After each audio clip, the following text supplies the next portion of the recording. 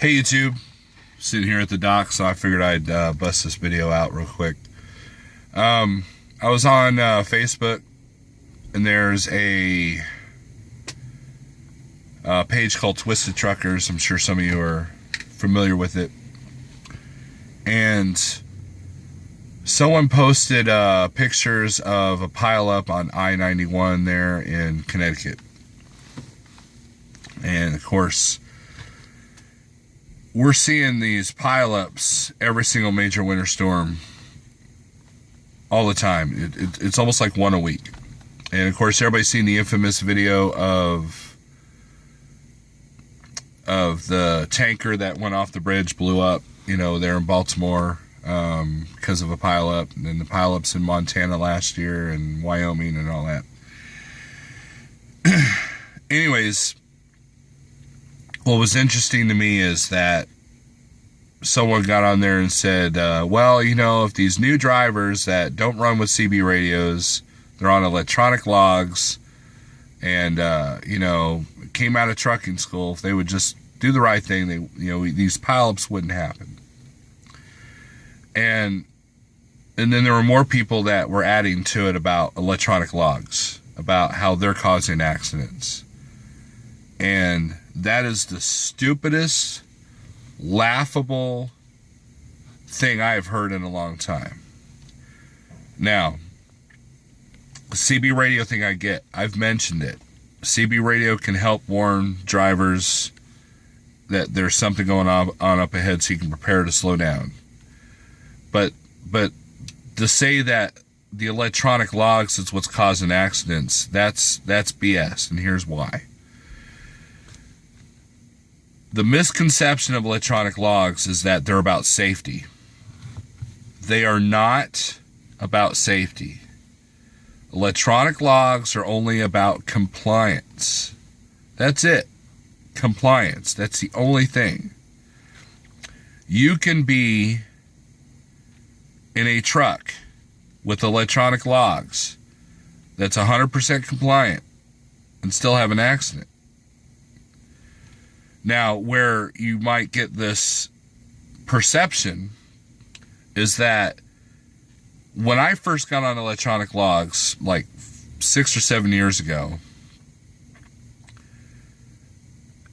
there were drivers in my company that were smashing the screens on the Qualcomm because they just get so frustrated. You feel this pressure. And that's all a perception thing, and then on top of that, you might be sitting around waiting for a load to be dispatched, and once you show an 8-hour sleeper berth, your dispatcher goes, hey, you got a full clock, down the road. And that's where guys will drive tired. But see, that's not the electronic log's fault. Granted, with paper, you have more flexibility to move around if you're tired, but see, that's not compliant. Electronic logs is not about safety, it is about compliance.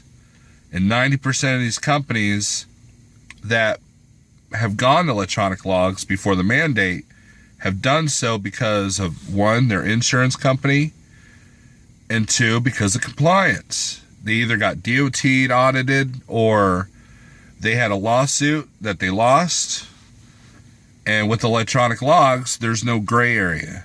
Well, actually there is. But the gray area is not as big, if you're on paper logs and you fudged them a little bit and a car hits you, it's not even your fault. Well, if they got a good enough lawyer, they can come after you. And then get your logs and that's the other thing. If you have a cell phone in your truck, I don't care if it's an old flip phone, you have basically an electronic device in your truck. So if you're on paper logs, they're going to find out how and when you were doing things anyways if you have a bad enough accident. Now, but I will repeat, e-logs are not about safety. They're about compliance. Think about the Walmart driver that almost killed Tracy Morgan. He was 100% compliant on the e-logs. But see, he was driving too fast for his conditions. He was doing a 55 and a 45, and he was tired because he had been up 10 hours before his shift. So just because you're on Elogs doesn't mean that you're going to be safe. Doesn't mean you're well rested. You know, you could have a full 10-hour sleeper berth on your truck, but if you didn't sleep that night, hell, you could be sleepy an hour down the road. Where safety comes in is your dispatcher. If the roads are bad, you don't run. If you're tired, you don't run. And if your dispatcher is, unless he's holding a gun to your head or holding your family hostage, he can't force you to run either. He could threaten your job. You know, in that case, you got a lawsuit on your hands.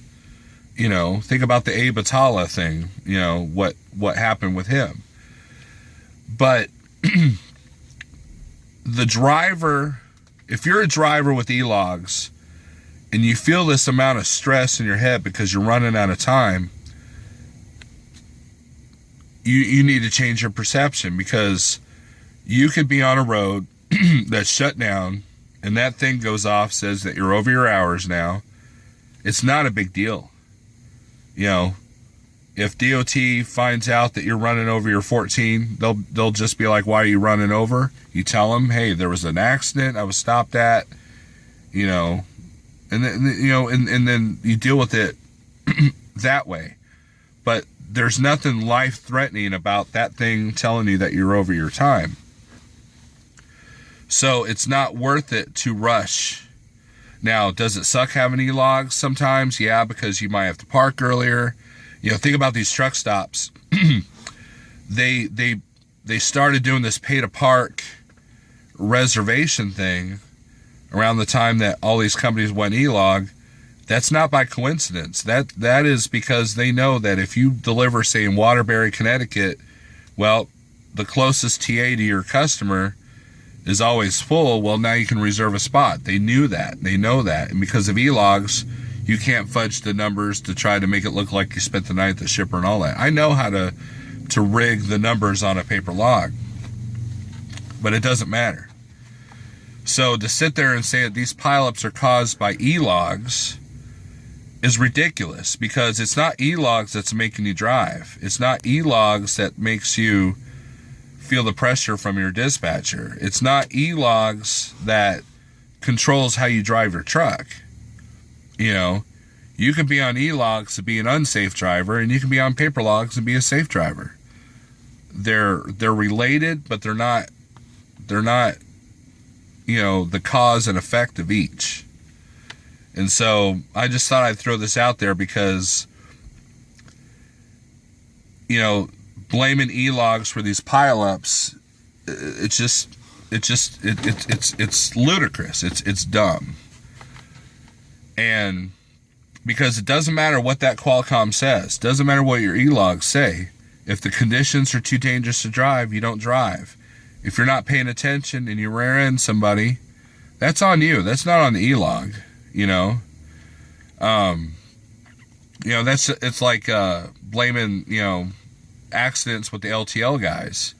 Well, they're under a lot of pressure to run, but you know, no one is forcing a gun to your head. If you can't do what you're dispatched, then you either need to learn how to schedule your stuff out, or your company needs to learn how to schedule your stuff out. I try to book myself 500 miles a day, and that way it gives me a lot of leeway on things happening, bad weather, road closures, and the whole 9 yards. So the E-log is never an issue with me. So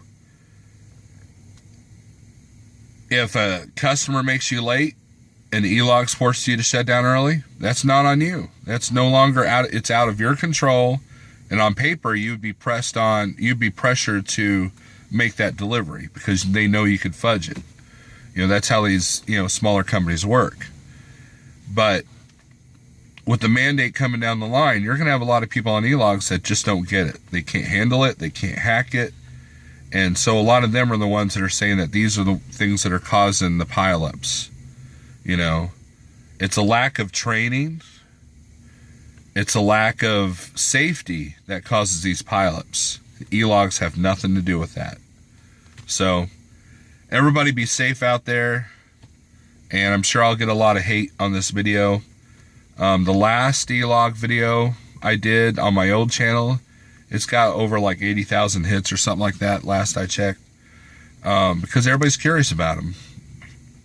And that's why I done that video. But if you're on Elogs and you have a dispatcher that tells you you're going to get fired, or presses on that you need to go, you know, you're still in control of the truck. He's not in the truck with you to drive it. So unless he's got a gun to your head, or he's got your family hostage, like, you know, like what was that movie, Black Dog? Yeah, you're in control of the ship, you know. And if you're late over and over, then that's a matter of training. That's a matter of load planning. That's a matter of planning out your trips, you know. Every company I've worked for says, well, if you're over your hours like so many times, then you get retrained, you know. And that's what it boils down to. But in the end, that thing doesn't control how I drive. It just controls when I drive. And those are two different things.